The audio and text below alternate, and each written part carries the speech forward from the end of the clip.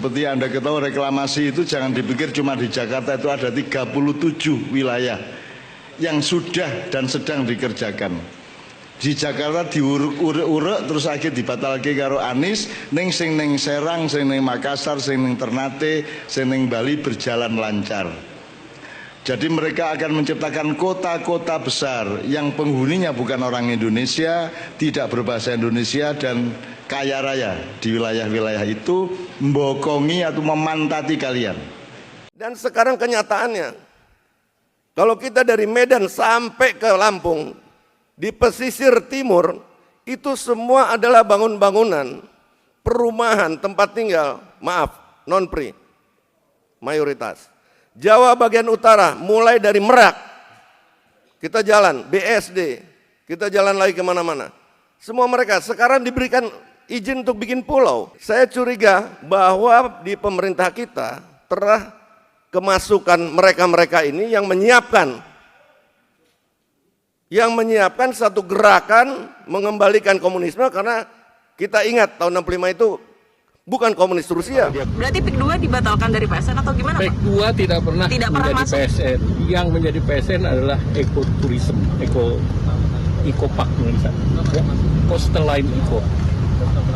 PIK 2 dimasuk di dalamnya nggak sih, Pak? PIK 2 tidak pernah jadi PSN. Semacam Kopkamtib, namanya bisa jadi Satgasus, Satgas Satuan Tugas Khusus untuk pemberantasan mafia hukum dan penyalahgunaan wewenang, ya.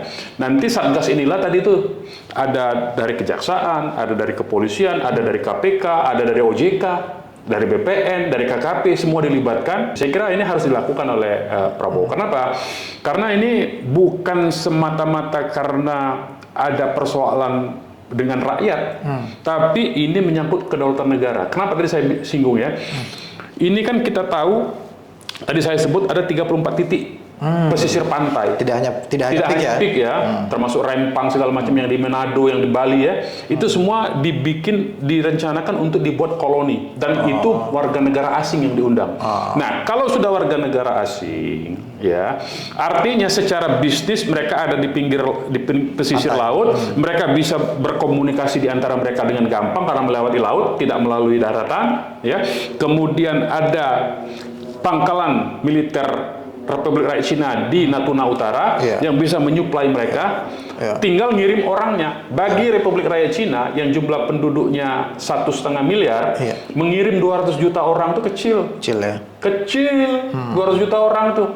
Dia masih punya 1,3 miliar. 200 juta kirim sudah imbang dengan penduduk, dengan tentara Indonesia aja cuma jumlahnya 600.000. Polisi cuma 1.200.000, kirim 200 juta, selesai Indonesia.